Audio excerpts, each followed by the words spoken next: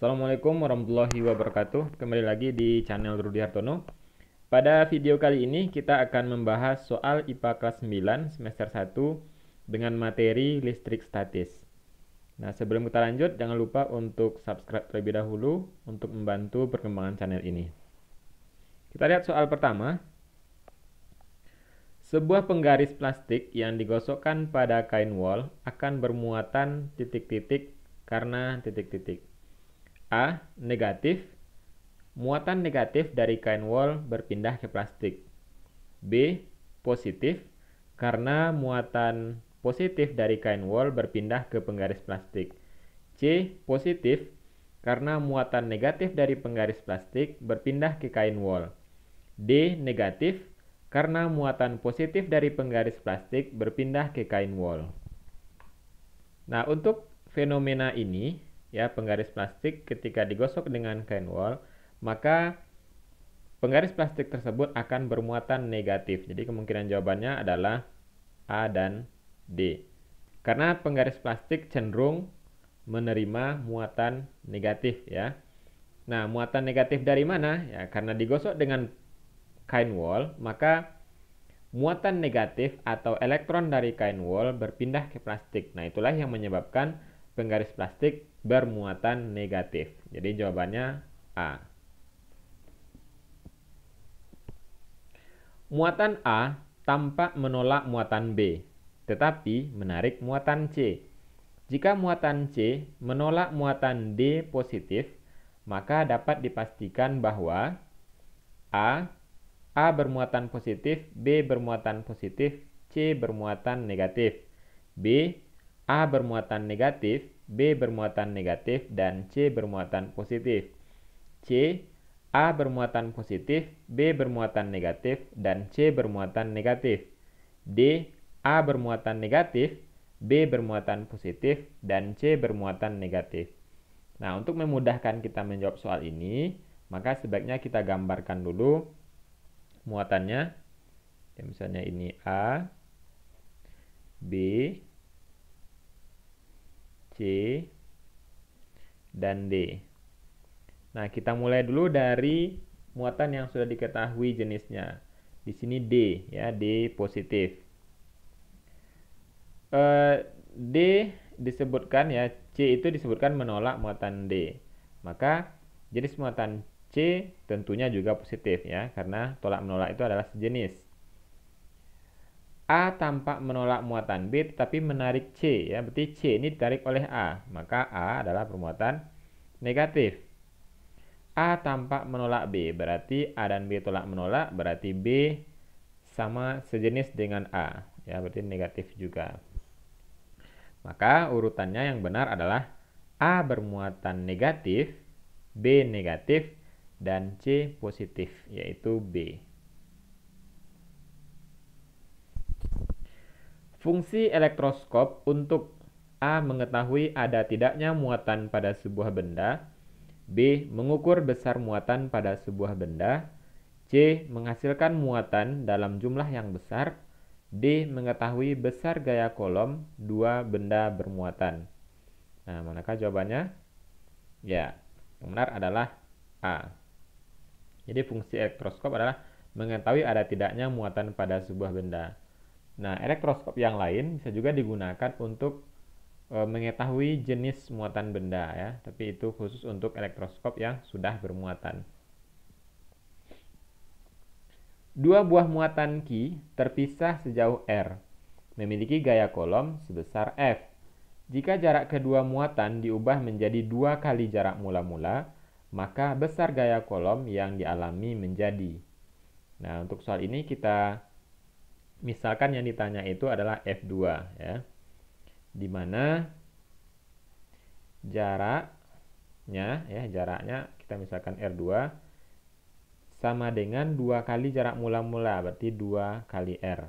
Nah, untuk soal ini kita tuliskan dalam bentuk perbandingan seperti ini, ya, F2 per F sama dengan, nah, ingat F rumusnya adalah K kali Q1 kali Q2 per R kuadrat, ya, karena di sini F2 berarti kita simpulkan R2.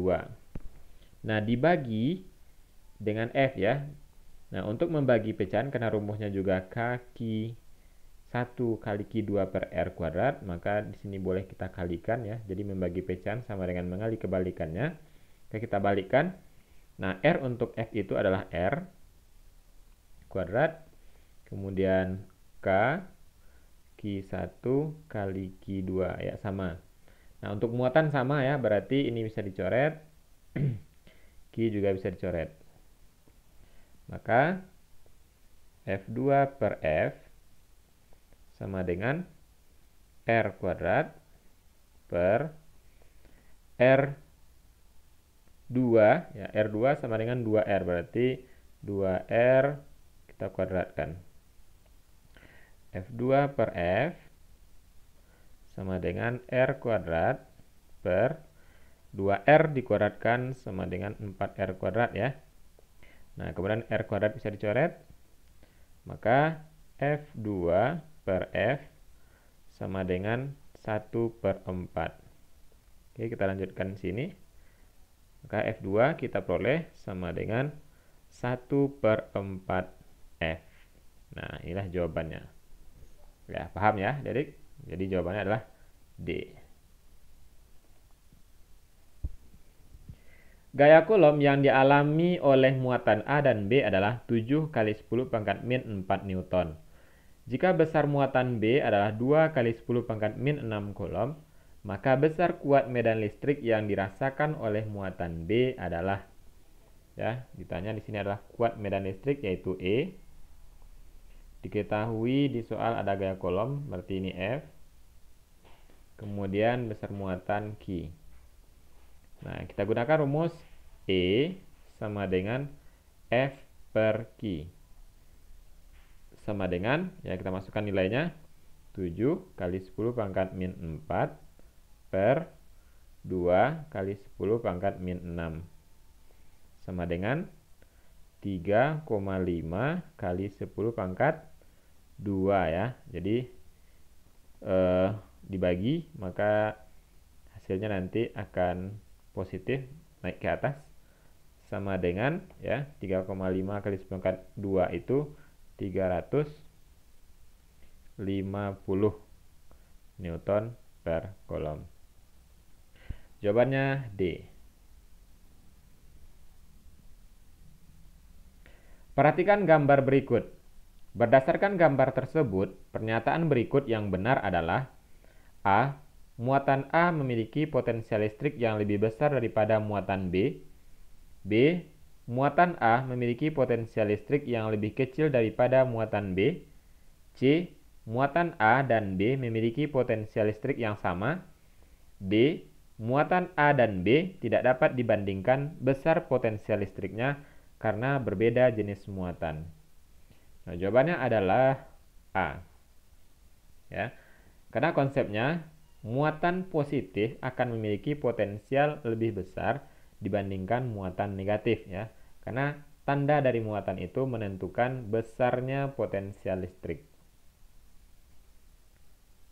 Zat kimia yang berfungsi untuk menghantarkan rangsang listrik adalah A. lipase, B. amilase, C. estrogen, D. neurotransmitter. Nah, jawabannya sudah jelas ya, jawabannya adalah D. Ya, neurotransmitter. Jadi ini adalah zat kimia yang berfungsi untuk menghantarkan rangsang listrik pada sel saraf. Akson atau neurit berfungsi untuk A. mempercepat jalannya impuls saraf, B. meneruskan impuls dari dendrit ke akson, C. meneruskan impuls dari badan sel saraf ke sel saraf lain, D. menerima impuls dari sel lain dan meneruskannya ke badan sel. Nah, jawabannya adalah C ya, meneruskan impuls dari badan sel saraf ke sel saraf lain. Perhatikan gambar berikut. Ini adalah gambar sel saraf. Bagian pada sel saraf yang berfungsi sebagai tempat terjadinya tarik-menarik muatan listrik adalah.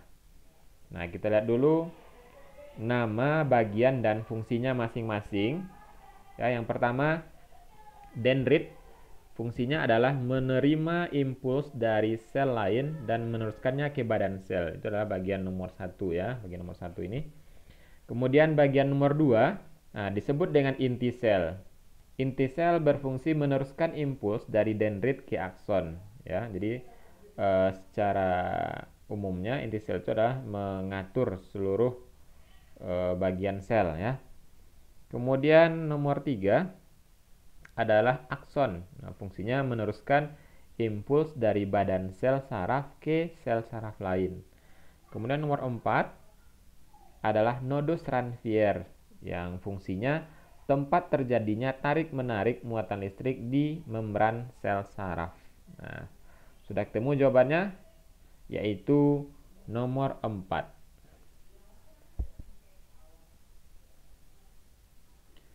Berbagai hewan yang memiliki kemampuan menghasilkan muatan listrik umumnya memiliki sistem khusus pada tubuhnya yang disebut sebagai A. Elektrisitas, B. Elektroplugs, C. Elektroreseptor, D. Neurotransmitter. Jawabannya adalah elektroreseptor. Jadi elektroreseptor ini berfungsi bagi hewan ya untuk menghasilkan muatan listrik. Nah, baiklah adik-adik, demikianlah pembahasan soal kita pada video kali ini. Semoga bermanfaat. Assalamualaikum warahmatullahi wabarakatuh.